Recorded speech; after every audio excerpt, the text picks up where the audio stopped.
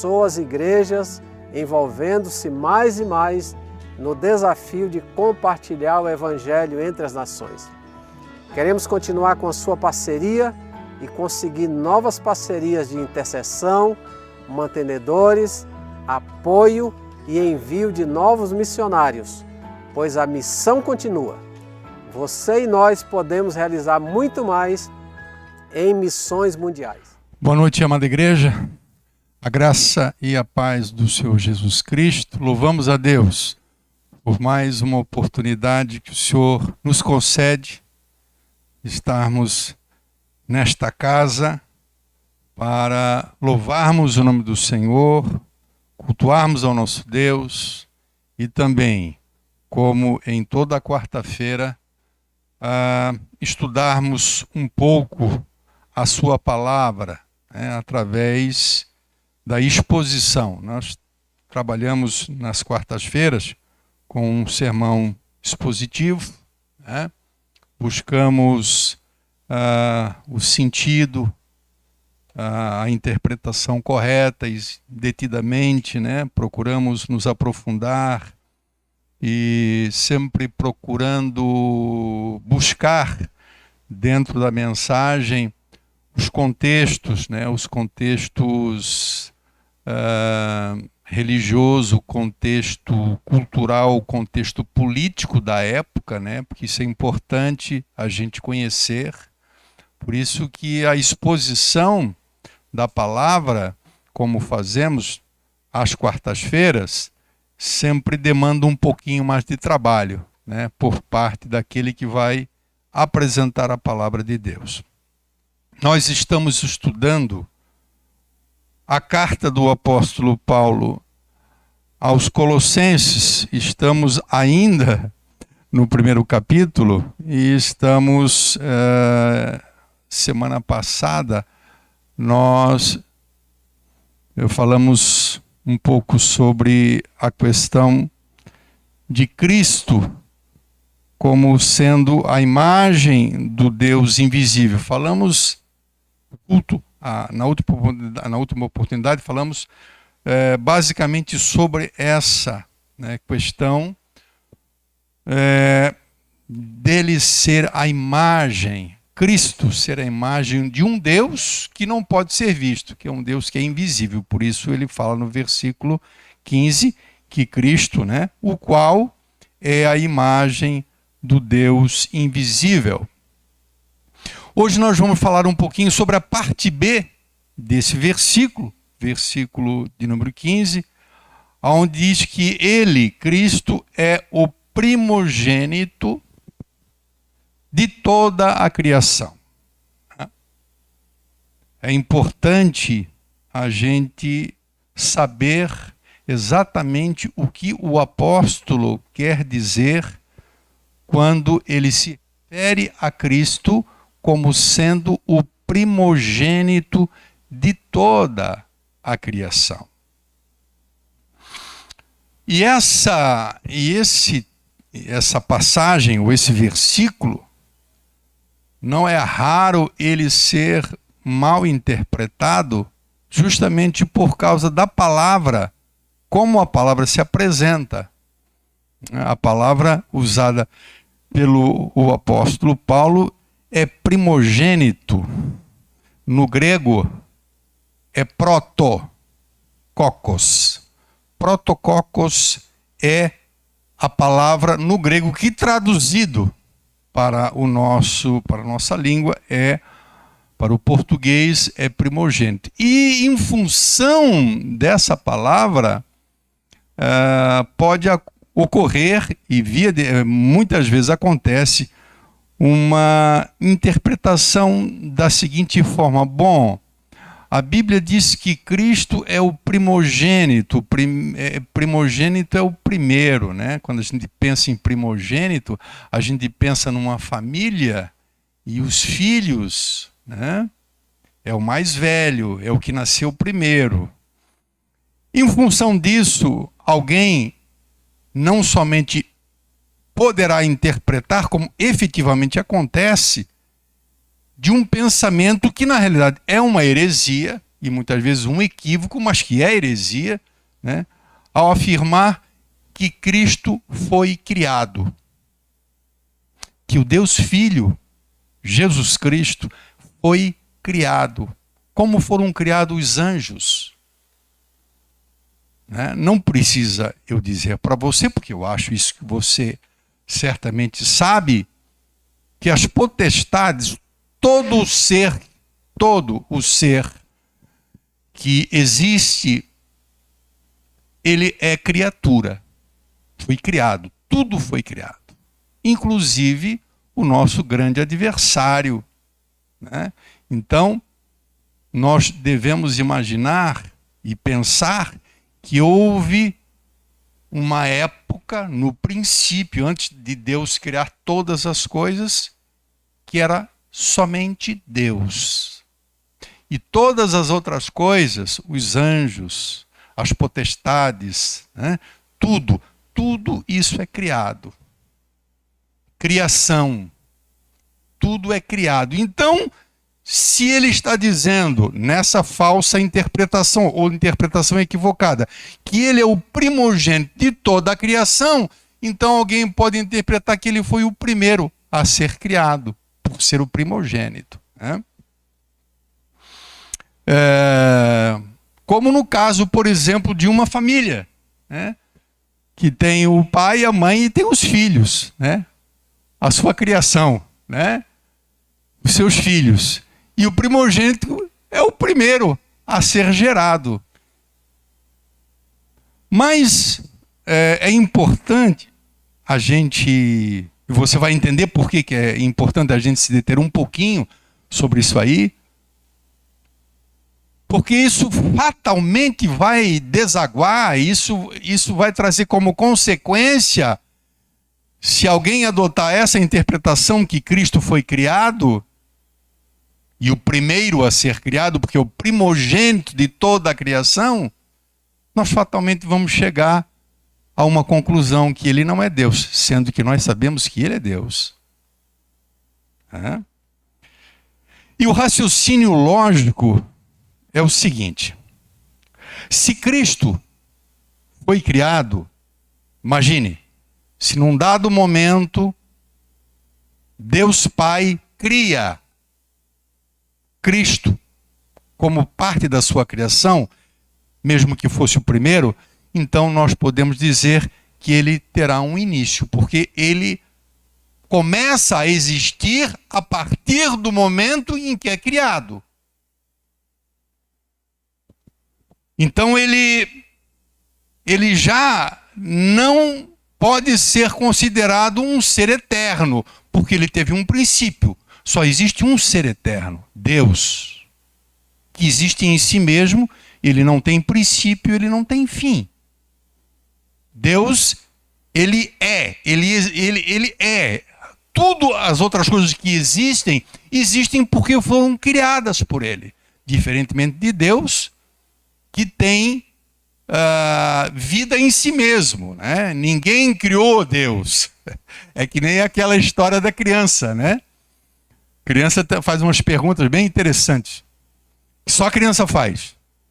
Né? Você chega, o filho começa a dizer assim: papai, quem é que fez esse cavalo? Ah, filho, foi Deus. Papai, quem é que fez as estrelas? Ah, foi Deus, filho. Foi Deus. Isso não é uma historinha, não. Isso acontece. Né? É muito comum as crianças perguntarem isso. E quem é que fez os mares? Ah, foi Deus. E aí depois dele saber que Deus fez todas as coisas, ele vem com a perguntinha: papai, mas quem foi que fez Deus? E aí normalmente, para uma criança pequena, é difícil. Né? Você diz assim: ninguém fez Deus. Mas como que ele existe? Se todas as coisas que existem porque ele fez. Né? Então, se Cristo, se ele tem um princípio, se ele teve um princípio, e um princípio seria a partir do momento em que ele é criado, ele não é eterno. E amado, se Cristo não é eterno, evidentemente ele não é Deus. Por quê? Porque Deus é eterno. Não tem como você pensar num Deus que passa a existir a partir de um dado momento, né? Claro, nós sabemos de antemão que ele, Cristo, é Deus, né? Nós sabemos disso. Ninguém tem dúvida de que Cristo é Deus. Cristo é Deus, né? Ele não é criatura. Cristo não foi criado, né? Ao contrário, é através de Cristo, presta atenção, que por incrível que pareça, muitas pessoas, até mesmo dentro da igreja, não se atêm a esse detalhe. Ele não somente não é criado, ele não é criatura, como ele mesmo criou todas as coisas, porque ele é Deus. A testificação da palavra de Deus é que ele, Cristo, é Deus, né? Sempre caímos num dos textos áureos a respeito da divindade do Senhor, no Evangelho de João, no capítulo 1. E João, no capítulo 1 desse Evangelho, ele diz o seguinte: no princípio, quando é que era o princípio, irmão? Antes de todas as coisas existirem, no princípio, né? Lá atrás, na eternidade, se é que podemos falar na eternidade passada, olhar para trás e nós vamos em direção à eternidade, como a gente pode pensar em eternidade para frente, né? Na eternidade, ele era o Verbo. Era o Verbo. O Verbo estava com Deus e o Verbo era Deus. Por que que ele diz era? Hã? Nós podemos talvez dizer que hoje o Verbo ele encarnou, então hoje ele é Deus e ele tem uma humanidade, que ele não perdeu a sua humanidade, né? Ele não deixa de ser, no momento em que ele é glorificado, ele é Deus, mas ele é Deus homem. Ele tem essa dupla natureza. Mas no princípio ele era Deus, ele estava com Deus e ele era Deus. No versículo 3 diz: todas as coisas foram feitas por ele. Por quem? Pelo Verbo. A palavra, Cristo, que no princípio era o Verbo e o Verbo era Deus. Todas as coisas foram feitas. Então, quando a Bíblia fala em todas as coisas, você pensa em toda a criação. Tudo que existe foi feito por intermédio dele. E sem ele, sem Cristo, nada do que foi feito se fez. Então tudo que existe, tudo que foi feito pelo Verbo, pelo Deus Filho, por Cristo. Então, claro, nós não podemos ver Jesus como um ser criado. Ao contrário, nós temos que o ver como um ser criador de todas as coisas, de todas as coisas. O próprio apóstolo Paulo, quando ele escreve essa carta aos Colossenses, no capítulo 1, e nós não vamos ver isso hoje, mas você vai ver que no versículo 16, no versículo logo abaixo, ele já tira qualquer dúvida sobre a possibilidade dele ser criatura, dele ter sido criado, mesmo que tenha sido o primeiro. Como primogênito, alguém possa imaginar que ele foi o primeiro a ser criado, né? Então, no versículo 16, diz que porque nele, em Cristo, foram criadas todas as coisas que há no céu, na terra, as visíveis, as invisíveis, sejam tronos, dominações, principados, potestades, tudo foi criado por ele e para ele. E aí nós vamos chegar na frente o sentido desse primogênito. Por que dessa palavra? Então Paulo está dizendo que ele não somente não é criado, muito embora ele seja o primogênito de toda a criação, mas ele é o autor de toda a criação. E tudo que existe foi feito por ele, conforme João também disse, foi feito por ele e para ele. Existe uma coisa aqui importante, né? Ele faz todas as coisas E ao mesmo tempo que ele faz todas as coisas, essas coisas todas feitas são para ele mesmo. Para ele, né?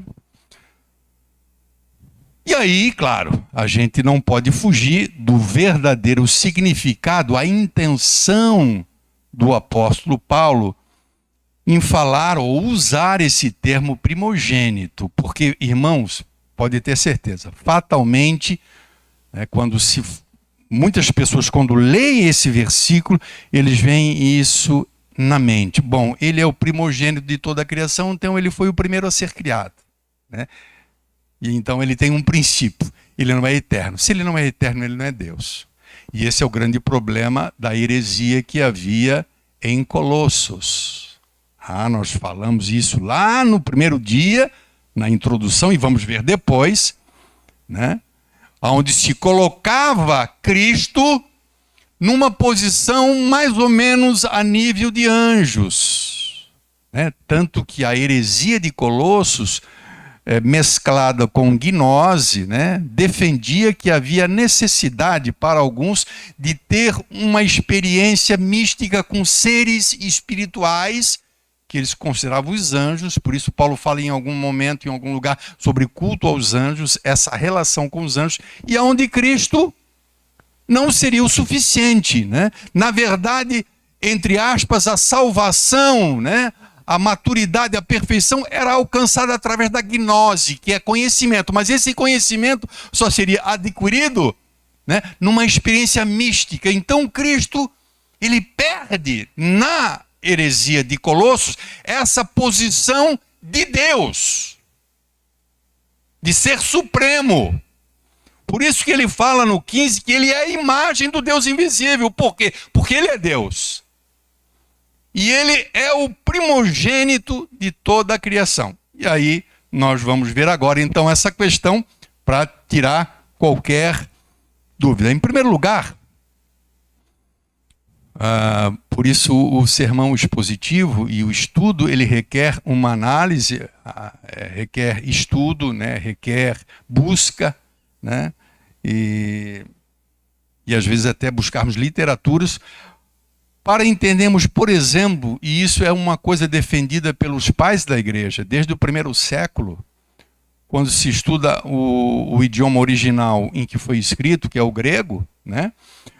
A palavra, e eu estou repetindo isso porque já falei, que a palavra utilizada é prototokos, que é primogênito. Mas se fosse usado uma outra palavra muito parecida no grego, que é prototistos, que significa primeiro criado, primeiro ser criado. E não é essa palavra. Ele usa o prototokos, que é primogênito. Então nós vamos buscar, né, um sentido nessa questão de ser primogênito, não pela questão temporal de ser o primeiro, né, como numa família, que o primogênito é o mais velho, é o que veio primeiro, é o que tem mais de idade. Nós vamos ver que primogênito aqui tem a ver com os privilégios da primogenitura. Se você se lembra, Esaú vendeu a sua primogenitura, mas não deixou de ser o mais velho, mas vendeu a primogenitura por um prato de lentilha, se lembra? Foi negociada o privilégio. Depois, no final, nós vamos ver esses privilégios e aí entendemos por que Paulo usa esse termo primogênito de toda a criação, né? Na verdade, a palavra, nesse contexto, ela adquire um sentido de uma honra elevadíssima. Então, o primogênito aqui, ele traz um sentido de supremacia, de destaque, sabe? De estar muito acima, de supremacia, né? De preeminência, de estar muito acima, de estar exaltado, de estar acima de toda a criação. Por isso ele é o primogênito da criação, quer dizer, ele está muito acima, ele é mais importante, ele tem muito mais importância, ele está exaltado acima de toda a criação. diferentemente do que se interpretaria, dizendo o seguinte: bom, ele é o primogênito, então ele é o primeiro e faz parte da criação, como se fosse o primogênito da criação. Não, ele é o primogênito, quer dizer, ele está acima, ele está nessa condição sobre a criação. Esse é o sentido, né? Cristo, portanto, ele se torna e é efetivamente o primeiro, né? Muito acima, né? A palavra talvez mais indicada seria exaltado, né? Tem um cântico que fala a respeito de Deus e de Cristo, ele é exaltado, um cântico bem antigo, né?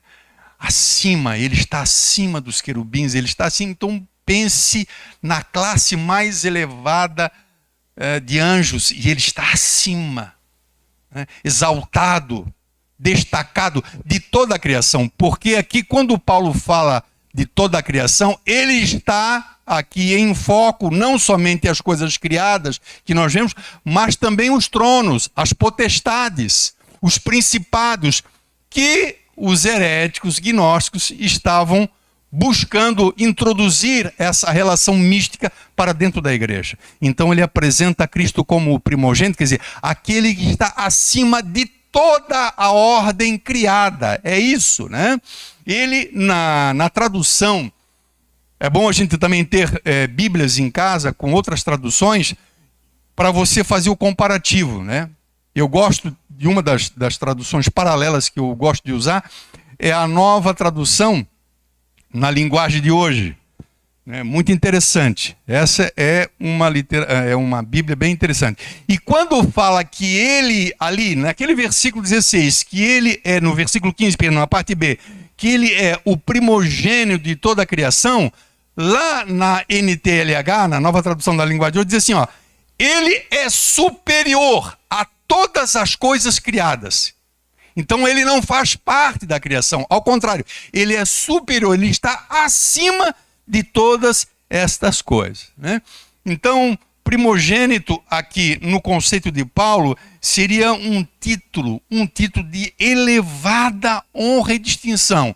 E depois nós vamos cair no significado da primogenitura a nível humano.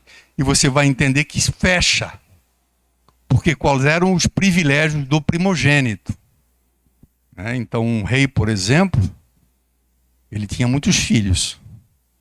Mas o privilégio maior pertencia ao primogênito. E ele vai usar o termo primogênito no sentido justamente desse privilégio, né? Do que Cristo recebeu da parte do Pai na condição de primogênito, mesmo não tendo sido criado. Tá? Então ele é um título de uma honra, né? De uma honra elevada, de uma grande distinção. Ele é destacado, né? Ele é muito acima, muito embora ele se fez homem, ele assumiu forma de servo, né? Ele lavou os pés dos discípulos, né? Ele sentou com publicanos, né? Com meretrizes, ele abraçou pessoas, ele andou com as pessoas, né? Ele curou enfermos, né? Ele se misturou com uma classe de gente humilde, mas isso não afasta ele da condição e da posição de primogênito de toda a criação, de estar acima, destacado, elevado, exaltado, muito acima de tudo, não somente dos homens, mas acima de tudo, né? Nós não conhecemos com profundidade, né? Isso é um assunto bem obscuro, nós falar sobre seres angelicais, mas podemos supor que deve existir hostes angelicais poderosíssimas, né? Poderosas. Mas isso também faz parte da criação. Os principados e poderosos foram criados. E ele está acima na condição de primogênito, porque o primogênito, nós vamos ver, ele tem essa posição de destaque, né? Você já ouviu falar que Jesus Cristo é o herdeiro de todas as coisas, nós vamos mostrar os textos. A Bíblia diz que Cristo é o herdeiro de todas as coisas. Você sabe quem é o grande herdeiro numa família? O primogênito. Na lei, desde os tempos remotos, essa questão da primogenitura não era uma coisa reservada ao povo hebreu, né? Isso era da cultura dos tempos remotos, a questão, né, da primogenitura, quer dizer, e nesse caso era, né, o filho mais velho, mas o primogênito, ele tinha privilégios tremendos, que alguém poderia até achar assim que, puxa vida, mas não é justo, né? Especialmente no que diz respeito a aspectos como herança e como autoridade. Uma família podia ter 50 pessoas, o pai, a mãe, os filhos. Quando o pai morresse, o primogênito assumia tudo. Quando não herdava tudo, ele herdava a maioria do que a família ou o clã possuísse. E ele passava a ter a autoridade do patriarca. O primogênito. O primogênito. Em função disso, né, a gente vai buscar alguns textos que fecham com essa ideia do apóstolo Paulo de apresentar Cristo como o herdeiro de todas as coisas. Por isso o termo primogênito, né? Mas você veja bem que se isso não for analisado, se não for estudado, você vai comprar a falsa ideia ou ficar em dúvida se Cristo realmente é Deus ou não, porque a Bíblia diz que ele é o primogênito da criação, então ele foi o primeiro a ser criado. Isso é um desvirtuamento muito fácil, né, de ser alcançado. Por isso nós precisamos conhecer o verdadeiro significado desta palavra. Abra comigo em Hebreus. Hebreus, capítulo 1.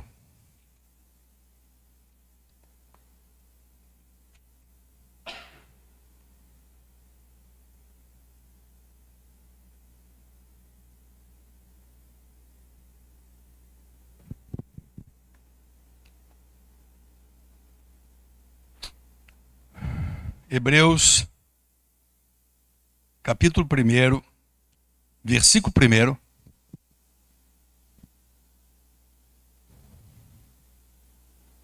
Diz assim: havendo Deus antigamente falado muitas vezes e de muitas maneiras aos pais através dos profetas. Então ele está dizendo aqui na época do Antigo Testamento. No Antigo Testamento Deus falou aos pais, aqueles lá de trás, né? Através dos profetas, né? Mas agora, na geração do autor aqui, agora, ele nos falou nesses últimos dias através do Filho. Versículo 2. A quem constituiu herdeiro de tudo. A quem constituiu herdeiro de tudo.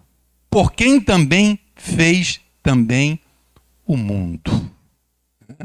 O qual, sendo o resplendor da sua glória e a expressa imagem da sua pessoa. Isso nós já vimos, a imagem do Deus invisível. Mas aqui, o autor aos Hebreus está dizendo que Deus fez de Cristo o herdeiro de todas as coisas. Porque supomos que todas as coisas pertencem ao Pai. E ele, como filho, ele herda. Então, esse privilégio que o primogênito tinha de herdar, quando não tudo, mas boa parte do que a família possuía, Além disso, também a questão da autoridade, porque ele passa a ter a autoridade do patriarca. Isso era um direito do primogênito. Olha só, em Apocalipse capítulo 5, é um texto bastante interessante também, que fala das coisas que o Senhor herda. Né? O Senhor Jesus. Apocalipse capítulo 5, versículo 11. Acho que já está dando para entender por que o apóstolo Paulo o chama de primogênito de todas as coisas, né? Das coisas de toda a criação. Né? Ele é o herdeiro de toda a criação, de tudo que foi criado. Ele é o herdeiro. Mas ele não somente é o herdeiro, ele tem o controle, ele tem o poder, ele tem toda a autoridade também. Porque era o que o primogênito herdava do pai. Então é com relação a essa posição, e não propriamente a questão temporal, né, do tempo, né, de ter sido criado antes, mas não. Esse privilégio que a primogenitura oferecia ao filho, assim também o Senhor adquiriu. Né? Apocalipse 5, versículo 11, diz assim: eu olhei e eu ouvi a voz de muitos anjos ao redor do trono, e dos animais, e dos anciãos, e era o número deles milhões de milhões. Irmãos, já pensou? Milhões de milhões. Imagine, né, o exército celestial de anjos, né? Milhares de milhares, que com grande voz diziam, o que eles diziam? Os anjos: digno é o Cordeiro. Cordeiro quem é? O Senhor, Cristo, que foi morto. Ele é digno de receber, porque o Pai lhe dá. Ele herda, ele é herdeiro. Por isso ele é herdeiro de todas as coisas. Ele foi morto e é digno de receber. Ele recebe de quem? Recebe de Deus, do Pai. Recebe o quê? Poder, riquezas, sabedoria, força, honra, glória e ações de graça. Então, aqui nós vemos, em grande parte, aquilo que o Senhor herda do Pai, na condição de herdeiro. Né? O próprio texto,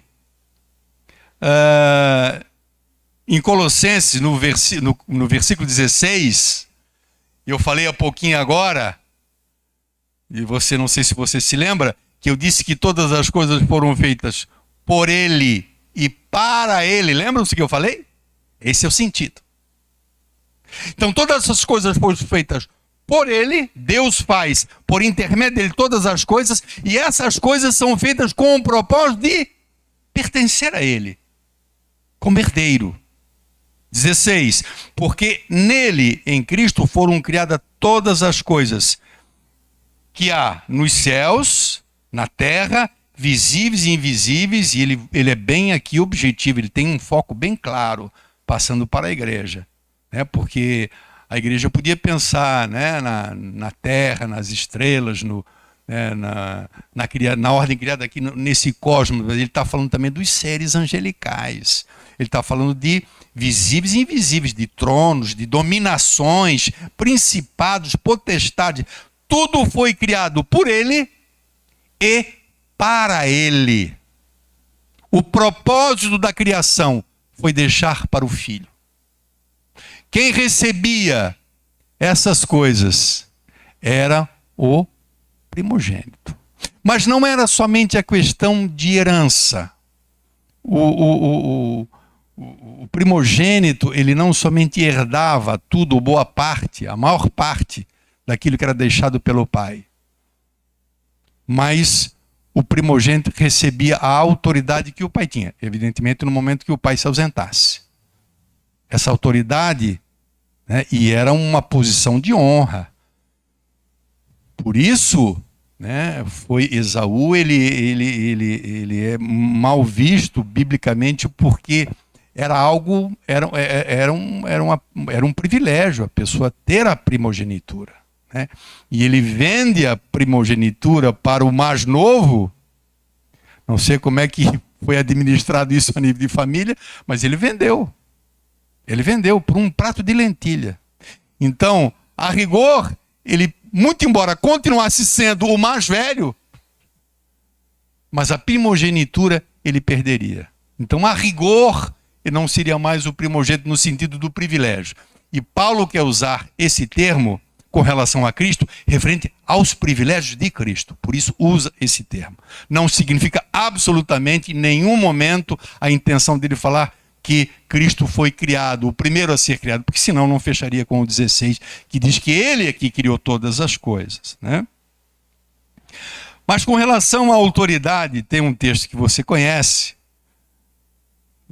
muito interessante, que está em Mateus 28, depois que a obra foi consumada, que ele pagou o preço, que ele derramou seu sangue, né? Que a obra que ele deveria fazer, ele fez, e chega um momento em que ele, antes de expirar e entregar o Espírito, diz assim: está consumado, está feito. Depois que é feito, e ele ressurge dos mortos, ele se apresenta aos discípulos. Mateus 28. Mateus, capítulo de número 28, e versículo de número 16.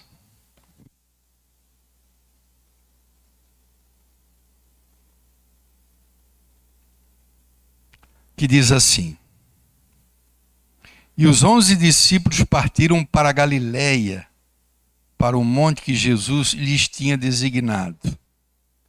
E quando o viram, o adoraram, mas alguns duvidaram. Versículo 18. E chegando-se Jesus, falou-lhes, dizendo: me foi dada toda autoridade no céu e na terra. Me foi entregue pelo Pai. Então, a visão aqui, a imagem aqui, é a imagem do primogênito que recebe não somente a herança de todas as coisas, que a Bíblia diz que Deus o fez herdeiro de todas as coisas, como também lhe deu toda a autoridade. Você imagina, irmãos, quando ele fala em toda a autoridade, quando ele fala em herdeiro de todas as coisas, são todas as coisas. Tudo pertence a ele. E quando ele fala em toda a autoridade, é toda a autoridade mesmo, né? Autoridade divina, do Deus poderoso, do Todo-Poderoso. Ele recebe essa autoridade. Isso é importante, especialmente para nós a nível de ensino, de aprendizado, né? Entendo que é importante a gente saber o significado, né? Existem muitas coisas na Bíblia, né? Às vezes as pessoas perguntam: pastor, a Bíblia fala tal coisa assim, como pode isso? O que isso significa, né? E muitas vezes a pessoa não sabe, né? Por isso a necessidade de nós buscarmos o entendimento, a compreensão, né? Porque pode não ser uma coisa, parecer muito importante, mas é de suma importância. E eu quero dizer para você que a igreja de Colossos, ela estava correndo um risco sério, irmãos, seríssimo. Você sabe que a grande maioria das religiões, elas, eu digo religiões que creem em Deus, já não estou falando nem em ateísmo, estou falando em seitas, né, em religiões que creem num Deus. Né? Mas existem muitas que creem num Deus, mas não aceitam o cristianismo, não são cristãos. E a diferença está justamente, irmãos, nisso. Né? Vem Cristo como um ser criado, um ser inferior a Deus.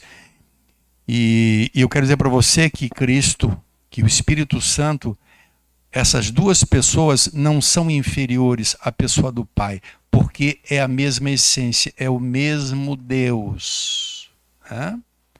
Outra questão é a questão hierárquica, a questão de posição, mas a questão de, eu já falei isso para vocês, o termo que a gente teria que usar é esse, quer dizer, Cristo, ele não é menos Deus do que o Pai. Existem linhas heréticas antigas que afirmavam que Cristo seria uma deidade, uma divindade inferior. Divino, mas inferior, abaixo de Deus. Isso também é heresia. Mas especialmente quando ele se iguala ao nível de anjos. Então, onde facilmente poderia entrar dentro da igreja essa heresia. Então, Cristo não é Deus. Se Cristo não é Deus, então não tem problema. Agora, se alguém sabe que a nossa salvação, a nossa redenção feita por Cristo, na verdade, é feita pelo próprio Deus, numa lógica, seria assim, quase impossível alguém rejeitar isso, Porque não é a questão de optar entre Jesus e Maomé. Não é uma questão de optar entre Jesus e Buda. Não é uma questão de Jesus e um outro, sei lá, um outro intermediário ou um anjo. Não. É Deus. Jesus é Deus. Então é a escolha entre um ser criado e o próprio Deus.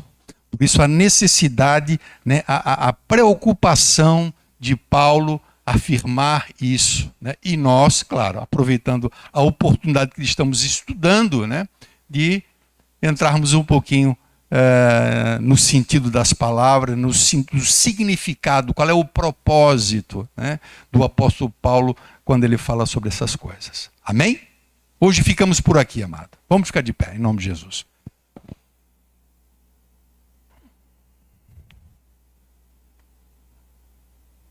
Senhor, nós te agradecemos, nós te louvamos, te bendizemos em nome do Senhor Jesus Cristo, por esse privilégio, por essa oportunidade que o Senhor nos dá de conhecermos, não superficialmente, mas conhecermos mais, com mais especificidade, Senhor, a Tua palavra de uma maneira mais profunda, num nível um pouco mais profundo. Te agradecemos porque nos tens proporcionado estas quartas-feiras a liberdade que temos de conhecer a Tua palavra, e a Tua palavra, ela tem como propósito nos firmar. Quantas pessoas, Senhor, nestes dias abandonam o Evangelho, recuam na fé por motivos tão injustificáveis, Senhor. Quando nós tomamos a consciência, e uma consciência que a gente já tem, mas que se fortalece à medida que estudamos, em saber que Tu mesmo, Senhor, sendo Deus, derramaste na cruz Teu sangue por nós, nos trazendo salvação, redenção. O nosso Salvador, o nosso Senhor é poderoso, é o Rei dos reis e Senhor dos senhores.